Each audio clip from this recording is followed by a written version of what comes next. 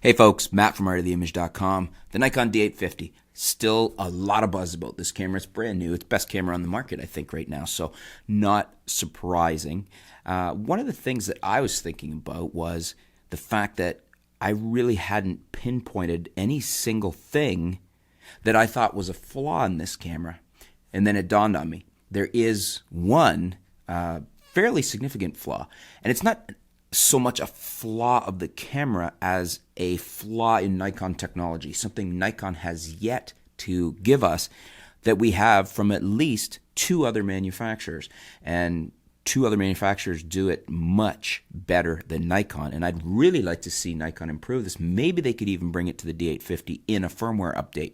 What am I talking about? Well, Canon calls it dual pixel AF. Sony doesn't have quite that fancy a name for it. I'm not even sure if they have a technical name for it, but the ability to follow a subject in live view or in while you're recording video. Canon does this very well. It's in fact the reason that I a year or two ago bought a 70D and then was considering an 80D, because for a lot of projects and a lot of solo projects where people are working on their own and shooting themselves and not using a crew, the ability for the camera to do that accurately is huge, and it eliminates the need for other crew members. Casey Neistat has really liked that with the Canons, and he's been impressed with the Sonys too. A lot of us have. The problem is that Nikon has yet to deliver us anything like this. By comparison, Nikon's video focus tends to be jerky, tends to lose focus on a subject, and it certainly doesn't have that smooth flow-through follow of a subject or somebody as you can get from Canon or from Panasonic. Sorry, not Panasonic, Sony. And Panasonic's getting there, but they're not there yet either. But definitely Canon and Sony are the leaders in this. And I would say the third runner up there is probably Fuji. Fuji made some significant improvements in the cameras, in the X-T2, the X-T20, with their ability to tweak how fast or how smoothly the focus can switch and move and follow a subject. In fact, Fuji gave us probably more control over that than any of the other manufacturers. Very good system, autofocus system in the Fuji. Again, Nikon hasn't delivered on this yet, and I'm kind of puzzled why they haven't, because initially I thought, well, maybe it's a patent issue, but then companies always figure out how to release a similar technology without violating the patent and go forward. Sony's done it.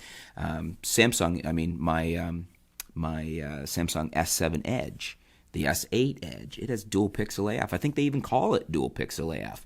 So I don't think this is a patent issue. It's just for some reason, Nikon either hasn't seen the light, hasn't seen the importance in this feature, or just hasn't been able to figure it out yet.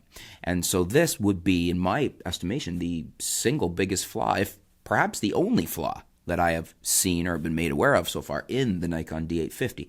Because the D850 is going to be an awesome video machine. It's 4K, it's got numerous good features in it.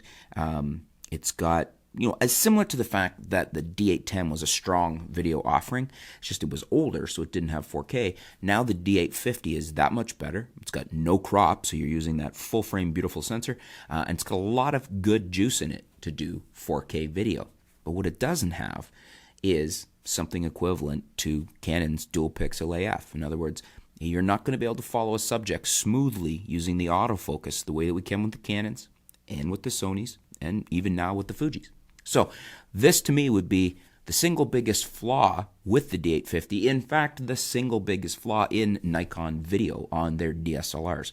And I'm hoping that Nikon is R&Ding this like crazy right now. I hope this is under development. I hope we're going to see a new system for their video autofocus come out that is on par with, or hey, maybe even exceeds what Canon's been able to do. That would be awesome.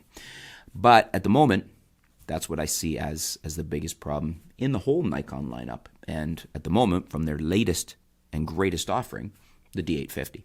What do you guys think? Is it a big thing for you? If you don't do video, it may not be. But it is also handy when you're shooting in live view. And if you do video, the D850 is a beast of a video machine, but this is the one area it falls down. So let me know in the comments below how important you think this is. How much would you like to see Nikon develop this? Is it not important to you at all? I think as far as being competitive, they need to. But I'm curious to hear from you guys where you see this flaw that I'm identifying. Is it significant for you? Is it not? Do you think it's going to impact sales? Let's discuss it a little. Let me know in the comments below. Let's hear your opinion. And thanks for tuning in, folks. Stay tuned. We'll be back soon here at artoftheimage.com.